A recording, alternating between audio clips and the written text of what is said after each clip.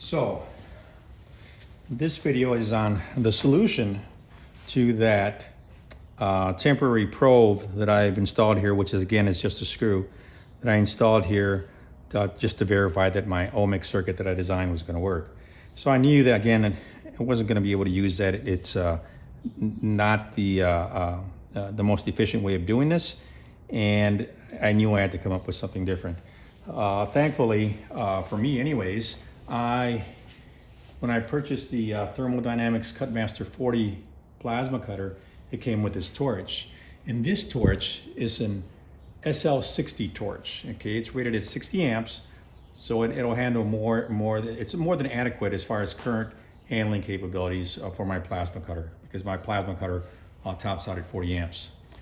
But as far as this SL60 torch is concerned, this is a manual torch, all right? And they do make a torch that's called an SL100, which is also a manual torch. It looks completely identical. It's completely identical in size. So the accessories like the shield cup and some of the tips, they're all the same size, all right? However, the SL100 they also make an SL100 in a mechanized version or an automated version. And that's what you use. That's the type of torch that you would use on a plasma table, okay? So there's no trigger or anything, it's just one rod. The good news is that the parts for the SL60 manual torch and the mechanized torch are the same as far as this is concerned, the tips and the shield cups and everything. And so that being said, then that means that the parts that I need to get rid of this probe that I put on here on my torch that will work on the SL100 will work on the SL60 manual torch. And that's what this is, okay? And if you can see here, you can see that the shield cup is kind of the standard kind of cup that you would see on your plasma cutter or in some of the other plasma cutters out there that use a manual torch, okay? This shield cup will fit here, but here's the difference. This one has this material on the outside here, which is it's a metal. It will conduct electricity. On the inside, it's just like the other one. There's that material inside. It's threaded so you can thread it on.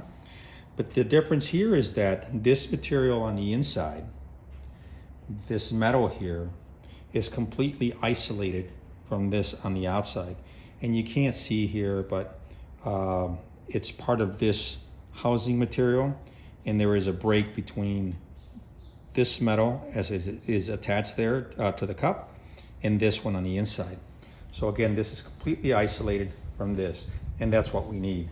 Because now I'm going to take my tip right here from the torch, and once I install it on the torch unit itself, this is what it looks like coming through here. This is going to work like it should, but it does not make contact with this material, and that's what we want, because I'm going to use this material to be able to probe the metal to work with my ohmic circuit. And then the next thing I'm going to do is I install this shield cap. You can see the shield cap has a hole in the center, and the diameter is much larger than the hole in the tip itself, the torch tip itself. So this will screw on just like this. And now this is now my probe, okay? Because it does not touch the tip. There is a little gap between the end of the torch tip inside and the inside of this cap, okay? And it's maybe 1/32 or 1/64 of an inch, and that's nothing. Any adjustments to cutting height can be done through settings in your software. Okay, so now, because this is completely isolated, I need a way to hook up my wire that comes from my ohmic circuit. And that's what the function of this is. This is an ohmic clip for the SL100 torch. But because it's the same size as the 60, the parts are anyways, this will slip on just like this. Okay.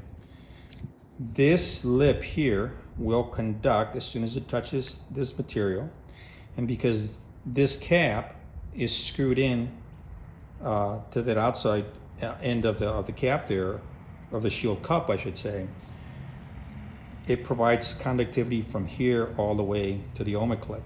And you can see here that there's a tab. Kind of bend it out, and I'll be able to slide my connector from a wire that goes back to my Ohmic circuit right there. So all this right here just became my Ohmic probe that I have over here.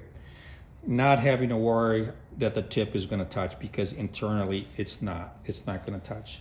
So this, the way it is now the probe for the Ohmic circuit. Okay. So now, once I install it, change this around, now whenever I touch the metal, this is my probe, and I don't have to worry about material being bowed and the probe over here for my screw touching too soon on one side, or not enough or at all on the other side. Now it's right where it needs to be, like this. And then it'll come down, touch, it'll retract, it'll do pierce height, and it'll start the pilot arc. Then I'll go to cutting arc, and then I'll go cut, and I'll start cutting, and that arc is going to go right through the hole there. So this is the solution to that.